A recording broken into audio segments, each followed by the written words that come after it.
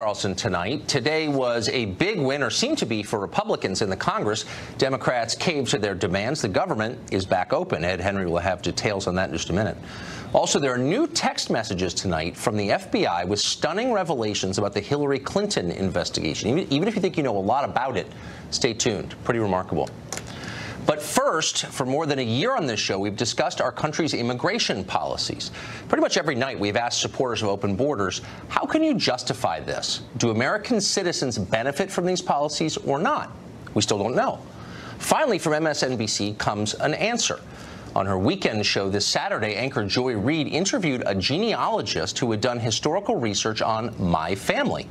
Apparently, one of my ancestors came to this country in 1860 from Switzerland. I didn't even know that until Reid's show aired because I have zero interest in the subject.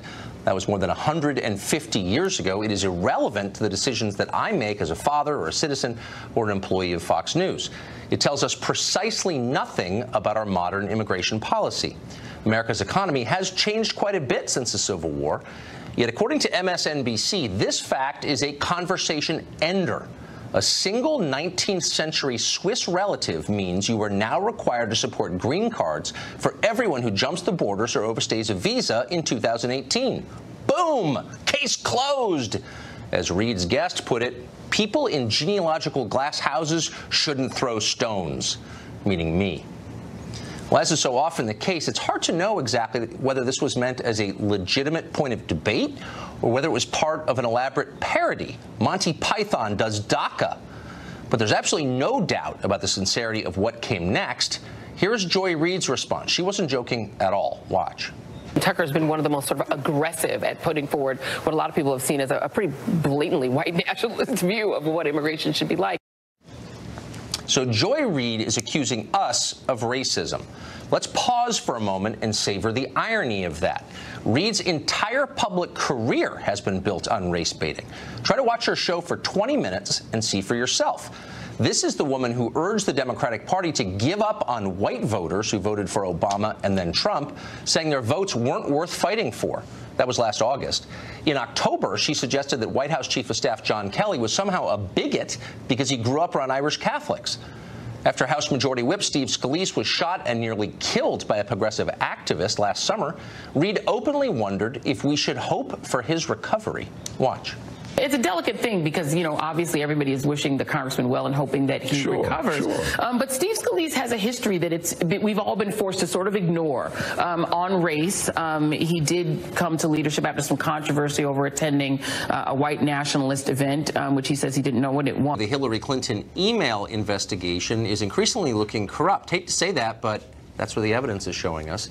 Newly released text messages sent between agents Peter Strzok and Lisa Page, who were dating one another, suggested the Bureau felt, quote, pressure to wrap up that investigation and exonerate Hillary Clinton even before they had interviewed her. We could learn more, but the FBI says it has lost thousands of messages, text messages, sent between Strzok and Page. Republican Senator Ron Johnson represents Wisconsin. He chairs the Homeland Security Committee. He's one of the reasons we know any of this in the first place, and he joins us tonight. Senator, thanks for coming on. Hello, Tucker. So you remember, of course, when the Attorney General Loretta Lynch said that she would accept whatever the FBI's recommendation was in the Hillary Clinton investigation. Now it looks from these texts that she'd already decided to exonerate Hillary Clinton. Well, she already knew that Comey was going to recommend exoneration. So how is that? I mean, that strikes me as the definition of corruption. Am I missing something? No, not at all. You know, what's making a lot of news is the 5 months of missing text messages, yes, which we'll continue to investigate ourselves.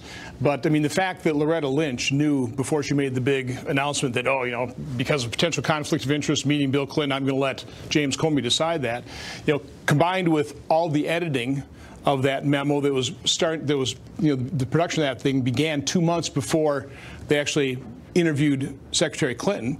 That's a little bit of a problem.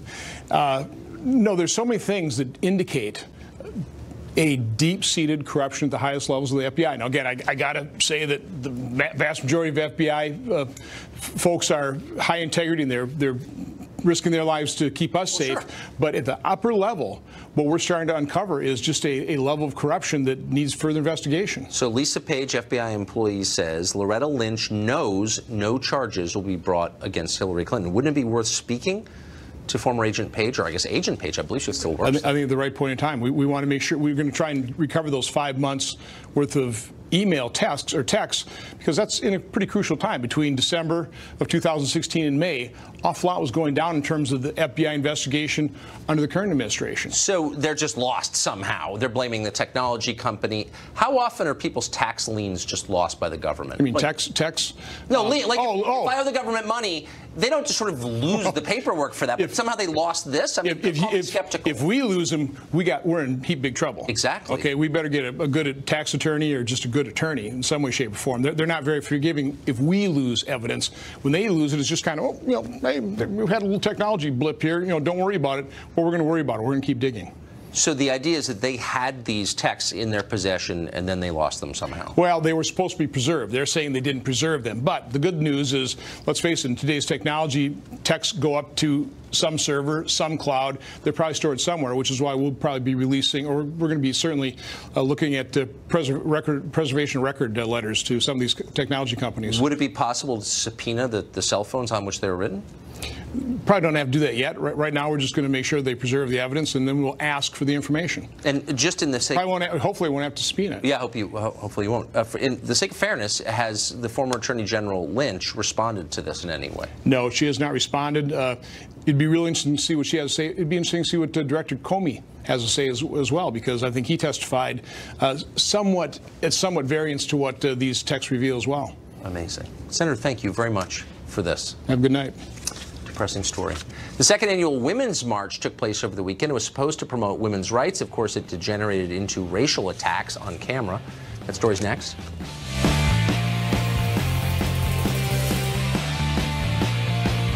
Liberty Mutual stood with me when this guy got a flat tire in the middle of the night.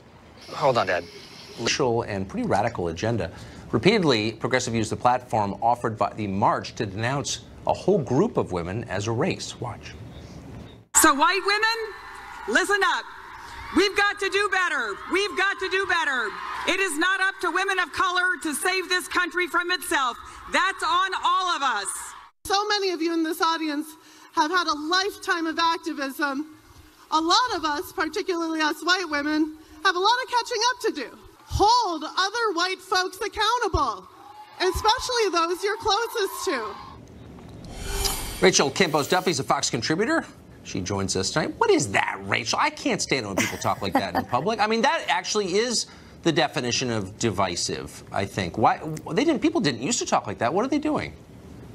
Well, I think for the leaders of this march, the march is not about women. It's about politics. It's about power. Yeah. In the case of Cecile Richards, it's about money. And the message to women is, look, we've got all these black and brown people voting the way we want. Now you guys get in line too, which to me strikes me as the opposite of a pro-feminist, pro-woman message. Well, it definitely does. But why? I mean, look, I'm trying to be open-minded. I certainly support the right of people who disagree politically to march and to say what they think. I mean, I'm not a liberal, so I am actually for free speech. But it there is a kind of brittle tone to this that doesn't seem constructive. It seems just angry. What is that about? Well, and it's interesting to contrast. You talk about the anger, the Right to Life March. I've been to both of these marches. In fact, I covered the March for Women in New York City for Fox and Friends this past weekend. So the marchers were angrier than the marchers at Right to Life March. But I would say, you know, when I went into the crowd, I don't think the leadership is on the same page as the people in the crowd. The leadership have a very clear idea of what they want. The people in the crowd were sort of there for lots of different reasons, mainly, of course, that they were very angry at Trump. It was an anti-Trump march. But they had all these other issues that they were concerned about. Interestingly, I did ask many of the marchers what they thought about pro-life women and if pro-life women would be welcomed at the march.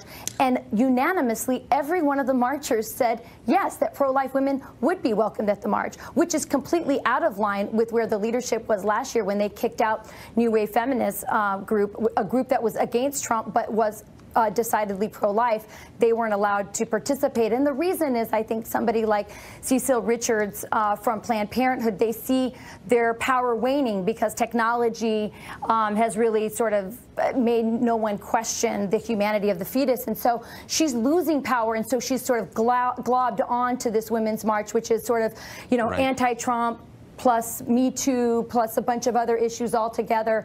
And so she's using the march to unite or sort of attach herself to a women's march. And of course, what it says is if you disagree with them on any, on abortion, for example, or even the resistance, you're not part of the sisterhood, you're against women, which is the tactic they've used with Hispanics like me who are conservative. They say, you know what, if you don't agree with us, you're a coconut, you're brown on the outside, you're white on the inside. Or I've been getting a lot of Tia Toms, like Uncle Tom or Auntie Tom. Oh, come on. So that's just how they try and get you in line. They try and shame you. Right. I mean, I think your analysis is really smart. I hadn't thought of it, but I think you're exactly right. Is as they feel like they're losing control of the conversation. It's like regimes. When they feel like they're losing control, they become repressive. And that's exactly, I think, what's going on. Can I say one more thing, Tucker? You mentioned regime, which was interesting because a lot of the marchers talked about Donald Trump as if he was this autocratic dictator, and they talked about his administration as a regime, which struck me as quite funny because I feel like he spent the last year decentralizing government, decentralizing politics, giving power back to the people, which strikes me as the opposite of what a dictator would do. So it was very interesting. They also seemed They don't even have their appointees in place. I mean, if anything, he's the opposite. Right. He's the least organized group I've seen. No, and when I brought up to some of the women, and by the way, you can see the full tape from Fox and Friends online if you pull it up. But when I asked them about the economy and how well women are doing in the Trump economy, unemployment among women is at an 18-year low. So many minorities are doing so much better under this economy. They seemed utterly uninterested. Some conceded it, but almost all said it was Obama's economy. Right, of course, because the left doesn't care about economics messaging anymore. for the right. And one last message, they are energized. So the conservative movement, the Republicans, need to watch out. There is an enthusiasm. Yeah, well, that's obvious, and we may see it in the midterms. Yeah. Rachel, thank you for that. Good to see you. Assisted suicide is now legal in 6 states, also D.C. But are these laws making dying easier or encouraging people to die earlier for the sake of cost savings? Talk about it with a supporter of the new laws next. Is valid treatment for disease. 6 states, including California, have legalized assisted suicide. More states are considering it, and of course, many will pass it. Of course, patients can simply kill themselves rather than receive expensive medical care. Do we risk having the right to die become a duty to die? Are economic pressures going to play a role in this? Amy Peikoff is a talk show host, liberal, very smart, though. She supports assisted suicide. She joins us tonight for a conversation about it. Amy, thanks for coming on. Hi, thanks for having me back to discuss another important topic, Tucker. Well, I think this is important, and here's my concern. Look, I don't want to make a case against assisted suicide. I personally am opposed to it, though I understand why people would be for it. And I hesitate even to get involved in that. I just want to make an obvious point, though, and I'm sure you've thought about this. Why wouldn't there be enormous economic pressure brought to bear on a system that spends a huge percentage of all expenditures in the last months of life pushing people to kill themselves? Why wouldn't that happen? There are always going to be economic pressures in life. That's kind of the nature of life. But in terms of this idea of a duty to die culture arising simply because of this law, I just don't think it could happen. I think there have to be a couple other factors at play, which I hope to get to. I mean, to me, the situation that you're concerned about, the one in which somebody would feel that they have a duty to die, maybe because of pressure from, unscrupulous family members who want to hang on to money or whatever it is, that sort of scenario is, to me, like the scenario of the homeschool in California run by the Turpins, this horrific, disgusting, abusive so-called homeschool. And I would no more take a case like that as a reason to, curtail the right to school your children at home than I would to deny the availability of humane treatment at end of life to human beings, the same sort of treatment that we give to our animals. Okay. But wait, why wouldn't health insurers see what's obvious? They have a massive incentive to, and I'm not saying they're doing this now, but I believe they will. Why wouldn't they? To encourage people to get off of their insurance, stop costing all this money.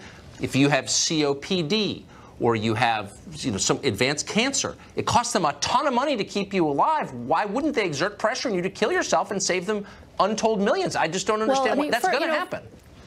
But first of all, you have to have safeguards in any law like this, right? So you're going to have to make sure that the person's making the decision voluntarily, it's not due to pressure from other people, that it's not due to a depression, right, where it's just depression talking, or whether, you also have to check and make sure that they have a real reason that they would want to die, that a rational person would say, given the suffering that I have before me, that's all I have, that I would want to do this. But let me tell you what I think is at play in terms of potentially creating a duty to die culture here. I think there's two things. One of them is the way that medicine's going right now. We have a large segment of our market is socialized already, socialized medicine, and I know you don't like socialized medicine. And in addition to that, there are other perverse incentives that are created because of government interference in the medical industry. It makes medicine more expensive, so it makes the economic pressures more likely. The second thing is the thing that has, I think, given rise to socialized medicine, and it's the place where you and I probably disagree. It's the altruist ethics in our culture. In our culture, it is almost universally upheld to be moral to sacrifice your interests to the interests of other people, to act out of duty. Exactly.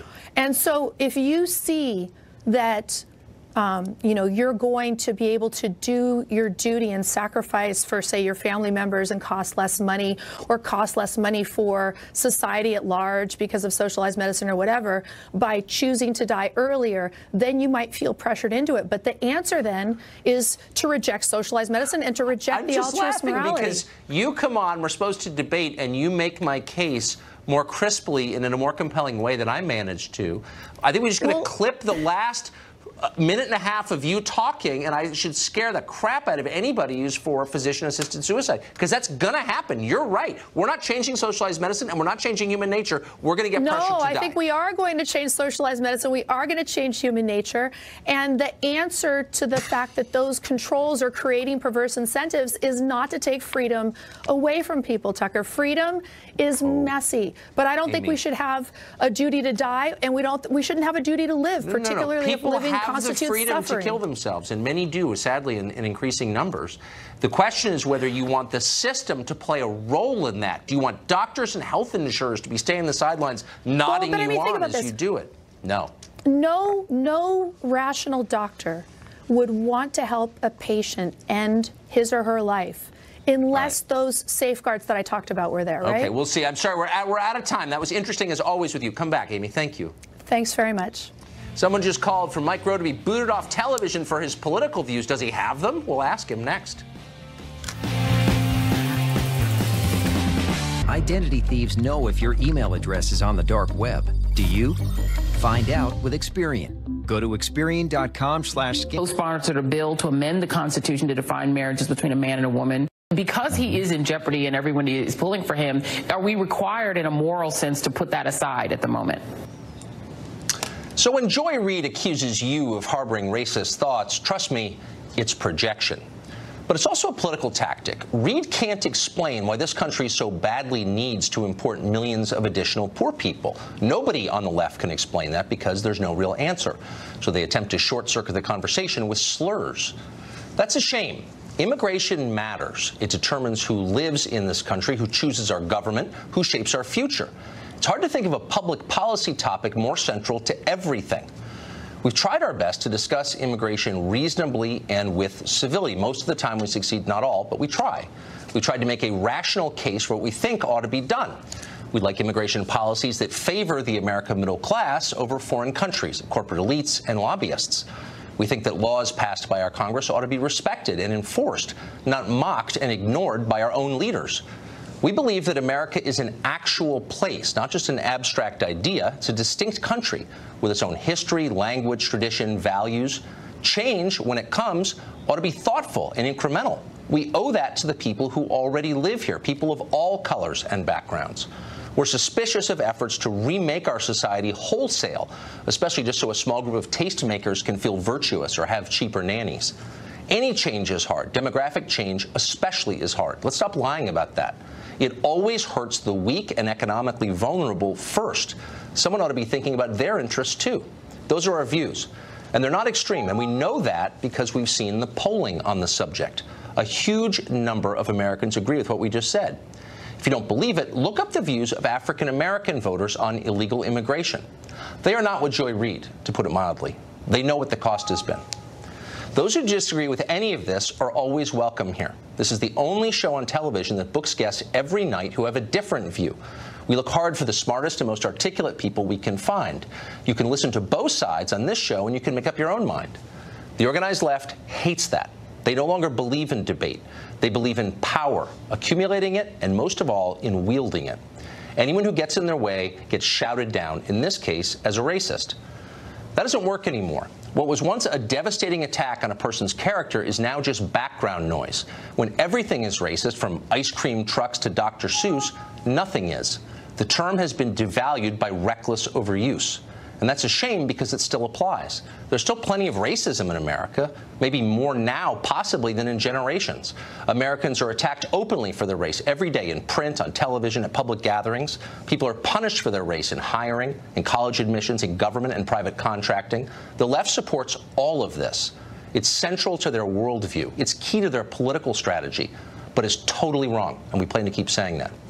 We still believe in what used to be the central premise of American liberalism.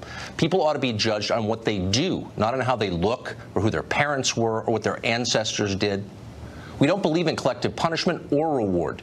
We believe in the individual, and because we do, we think our immigration policy ought to be driven by what each individual can add to America. Nobody has the right to be admitted by lottery, or because they happen to be related to someone who's already here, or because they snuck in and it's too politically difficult to make them leave. That's what we think. Disagree with it? You are always welcome on this show. Mark Steyn is an author and columnist and the subject of many attacks online since his last appearance on the show, including, I think, on Joy Reid's program over the weekend. So we thought he'd invite him back and ask him for a response. How you doing, Mark? Hey, I'm doing great, Tucker. Fascinated to hear about your great-grandfather from Switzerland in 1860. It's interesting to me that actually one of the things I like about you, Tucker, one of the few things is that you don't, when you discuss immigration, you don't go on about your great-grandfather. And it's interesting to me that because most people say, oh well, you know, people attack immigration. My great-grandmother got off the boat at Ellis Island in 1979. And 6 weeks later, she was the third orphan on the right in the Broadway production of Annie, singing "The Sun Will Come Out Tomorrow," and that's the American dream right there. They either do that, or they say, well, you know, I've got a Venezuelan pool boy, and he's the hardest working chap I know. So what's the problem with immigration? And in fact, you're the only one, because you're one of the few people who doesn't discuss it in terms of your great-grandfather. MSNBC has hired somebody to find out who your great-grandfather is and hang him round your neck. And as you pointed out, this is completely preposterous. There were lots of things we needed in 1860. Your great-grandfather, buggy whips, the Transcontinental Railroad, oxen, and oddly enough, 160 years later, we need less of all those things, apparently, except immigration. This is absurd. Well, what's so interesting is how there's no real response other than to the personal. I mean, I know the temptation when you get upset about something to try and hang it on a person's personal hang-ups or his personality or his background or whatever, but you try to pull back and ask what principles are at stake here and ask obvious questions like, how does this help the Americans already here? I cannot get, I'm not just saying this, every night, I cannot get a real answer to that from anybody, ever. Not one. No. Well, it is this resistance to talking about it in public policy. I had something similar after I was on your show last week. There's all these people who are suddenly going online and pointing out that I'm Canadian. It was the first I'd heard of it. I was stunned. Who knew? Apparently, the MSNBC genealogist had been in touch with the Vital Statistics Office in the Dominion of Canada. I was stunned. The fact is, it's public policy. I go to Rosengård in Sweden, and what I see there, I think, is a tragedy for the Swedes, who'll be an ethnic minority in their own country by mid-century. I go to Molenbeek in my mother's country of Belgium, and I think that's a tragedy. And actually, just to save the MSNBC House genealogist a bit of time, I happen to be an Irish-Belgian Canadian, which is one of the smaller parades down Main Street every year. But in the scheme of things, there is very little difference between Irish Catholics and Irish Protestants. Yet that has caused tragic bloodshed in our lifetime. There is very little difference in the scheme of things between Francophone Quebecers, a half-hour north of me here in northern New England, and Anglophone Canadians. Yet 20 years ago, in the 1990s, a majority of Francophone Quebecers voted that they didn't want to be part of the same country as Canadians. And so putting aside race, small group differences can have huge consequences. And that's why I come back to a point I make a lot on your show, Tucker, that when you're talking about public policy, it's best to err on the side of prudence. And if we can't, and the Democrats all the time are about how, as we've just established with Joy Reid, it's not that you can't talk about this subject, it's just that as Joy sees it, only certain people can talk. So she can say the Democrats should give up on white rural voters and just focus on black voters. Kirsten Powers, Democrat, can say on election night 2012 that this is about the browning of America. Bob Beckel on election night can talk, another Democrat can talk about the white vote. So what Joy and co are saying is that basically they can talk about it incessantly, but just that nobody else can. Yeah, I'd rather not play by those rules, and we're not going to. And neither are you, which is why we love you. Mark Stein, thank you. And it's not in good faith, Tucker, which is what your show, in fairness, is. Well, thanks. I appreciate that. Good to see you. Well, nationally, Democrats call anyone who disagrees with their immigration views a bigot. In California, they've gone way beyond that. California Attorney General Javier Becerra is threatening employers with prosecution if they collaborate with their own federal government in enforcing immigration law. Travis Allen is caught right in the middle of this. He's a California state assemblyman.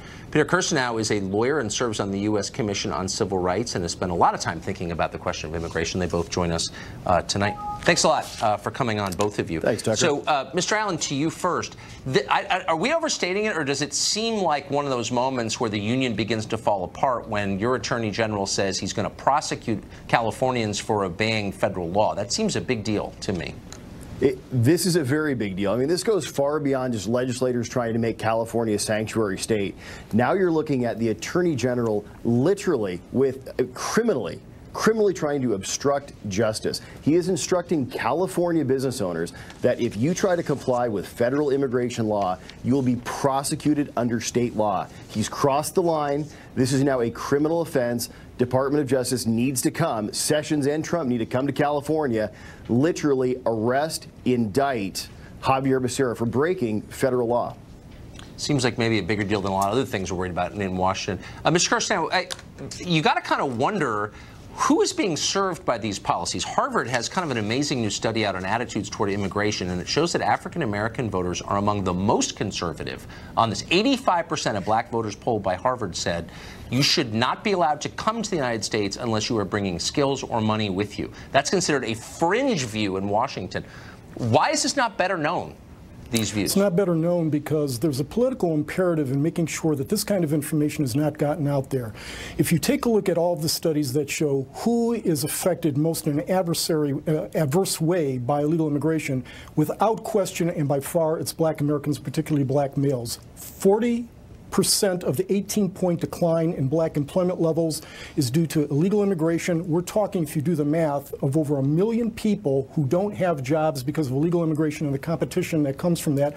But it goes beyond simply the economic aspect of this, which is devastating. We're talking about family formation issues, incarceration issues. Yes. But to take California, for example, it's very difficult to get this kind of data because public officials guard this data more tenaciously than nuclear launch codes. But trying to get crime data on illegal immigrants, and we've done it. We've spent a copious amount of time laboriously disaggregating information. There's at least 2,430 illegal aliens in California prisons today due to murder. John Lott has done a study showing that illegal aliens, and especially DACA-age illegal aliens, are 245% more likely to commit all manner of crimes than our lawful residents. That kind of statistic we've looked at the Civil Rights Commission. My assistant and I and special counsel have looked at this kind of information and have seen that on average, we're talking about the states where we can find this data, mainly the bigger states like New York, Florida, Texas, Arizona, and California. We're looking at least 60% more likely, if you're an illegal immigrant, to have committed a crime of any nature, but many of those crimes are of the most horrific nature, than are lawful residents. This visits horrific implications upon those vulnerable communities. One of those communities is the black community. Well, and you'd think we would have a debate about it. Travis Allen, are these figures discussed at all in the state of California by your media there? You know, unfortunately, they are not. You know, they're entirely overlooked, and everyone is trying to make this about immigration, when what we're really talking about is illegal immigration. And, you know, in California, we've got the sanctuary state, so this is not even people that have come here illegally. This is people who have come here illegally and then are committing crimes while they're here, and then they're being paid for and defended with taxpayer dollars. And then now, on top of this, I mean, really, as if that wasn't enough, now Javier Becerra is threatening every California business owner. Again, you know, if you try to comply with federal law, if you comply with federal authorities doing their constitutional duty, he is going to prosecute you under California law. We're talking criminal prosecution, fines of $10,000 or potentially even more. And this is how far it's gone in California. It's grotesque. If you obey your own country's law. Yeah. That's unbelievable. Gentlemen, thank you both. So, yeah, thank you. I appreciate it. Over the weekend, Senator Lindsey Graham announced the White House advisor Stephen Miller is an extremist on immigration. It is Miller's fault, Graham says, that the Senate can't work out a deal on DACA, even though, of course, Graham is in the U.S. Senate and Stephen Miller is not. Graham didn't explain how Miller was wrong on immigration, no details at all. He just said he was extreme and should therefore shut up. We spoke to Stephen Miller, and he's perfectly willing to come on this show and debate Senator Graham directly live about their differences on immigration. That would be a fascinating and edifying conversation. We'd all benefit from that, but Graham has refused. Why? The truth is that Lindsey Graham is the one with an extreme position on immigration. Nothing personal, but the numbers show it. A new Harvard-Harris poll conducted last week showed that 81% of Americans want immigration reduced below current levels. Large majorities want skill-based immigration and an end to the diversity lottery and a more secure border. Graham is on the wrong side of the public on every one of those issues. In other words, he is literally an extremist. And he's still welcome on this show anytime to explain himself. That invitation stands, as it always has. The government shutdown over DACA lasted fewer than 3 days. Congress finally worked out a deal to fund the government for a couple more weeks. Fox chief national correspondent Ed Henry has all the details on what just happened. Ed. Tucker, we can report two key facts, not opinions. One, Democrats caved. Secondly, in exchange for that, they got very little. Senate Democratic leader Chuck Schumer today tried to basically spin this and blame it on President Trump in terms of the shutdown. But there's a reason why the hashtag Schumer shutdown on social media today became the hashtag Schumer surrender. He himself voted to reopen the government after moderate Democrats up for re-election this year abandoned Schumer and broke with the left. That did not stop Democrats like Hillary Clinton fundraiser Steve Elmendorf from tweeting, quote, Dems have pocketed a big win on funding CHIP and have a real process to pass a DACA bill in 3 weeks. Everyone should focus on making that successful. The problem is the president and Republican leaders had already given them CHIP funding, that's child health insurance, for 6 years last Friday. And Schumer and many other Democrats voted against that. That led to the shutdown. As for DACA, Democrats are basically going to get a vote in the Senate in the next few weeks, but there's no guarantee that the version that passes the House is going to get through conservatives in the House. So they got very little, Tucker. Interesting. Not expected. Ed Henry, thanks very much for that. Good to see you, buddy. New release text messages indicate that top FBI officials knew that Hillary Clinton would be exonerated before she was even interviewed. And that looks a lot like corruption. Details next. Roe is narrating a new season of the Discovery Channel's How the Universe Works. One viewer says he's not fit for the job. Why? Well, on Facebook, that viewer argued that Roe is, quote, anti-education, science-doubting, ultra-right-wing conservative, and ought to be replaced by either a scientist or, maybe better, an actor. What's Mike Rowe's response to that? Well, he joins us in studio with that response. Hey, Mike, anti-science, huh? If only we could get an actor. Yeah, just someone kind of write down, someone with authority. Sure. Someone who pretends for a living. Yeah. So what was this about? Who is this person, by the way? I think her name was Rebecca, and she was one of the legions of Facebookers who just kind of cruise around and had an axe to grind. And you know how it works. Anybody can say anything to anybody nowadays. And I generally welcome criticism. In fact, I kind of crave it. It's fun to mix it up. But this woman actually really got my attention because she copied everybody, tagged everybody, including my bosses at the production company, my bosses at the network.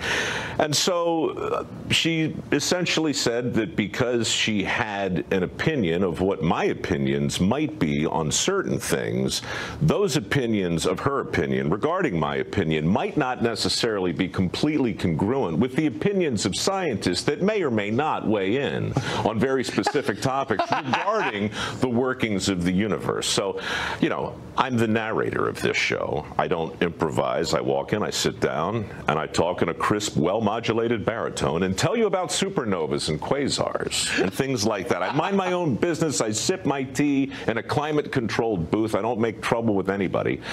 And you're not sneaking any political propaganda in between the scripts. It's the opposite of that. I take all opinion, nuance, and anything that could be remotely concerned with the real attitude out of my voice and just read somebody else's. But you always do that. That's why this story was so interesting and revealing, I thought. I've watched you carefully for, I don't know, more than 15 years probably. That's not weird at all. Well, I've never, and I'm good at sniffing it out, I've never detected a political statement of any kind from you at all. You play it straighter than anyone I've ever seen. Thanks.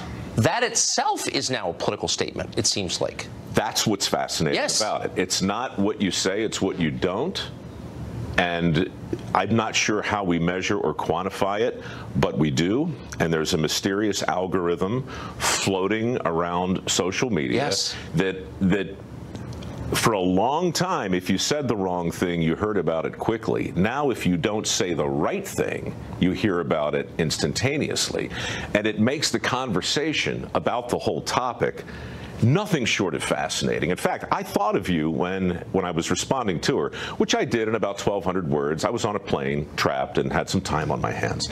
And, I share your view about social media. I think there's a lot to be concerned about with regard to the way it's used. And I think one day I'll be back here talking to you about the parallels between the Second Amendment and the First Amendment vis-a-vis social media and gun control. I think what I mean to say is it's a tool. And how you use social media today is a major conversation point. And how this woman used it and how I respond to it and what I try to use it for with the show I'm working on and how other people choose to use it, I think it's going to be the issue of our times. But you don't care, for whatever reason, to share your political views, assuming you even have any. I don't even know if you have any. I do. But you don't share them. No. You're rigorous about not sharing them. How long can you keep that up?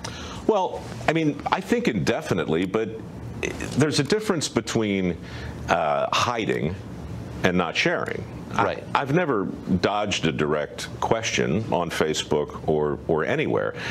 The difference is if you're going to argue, I run a nonprofit foundation, right? I mean, MicroWorks is in its 10th year.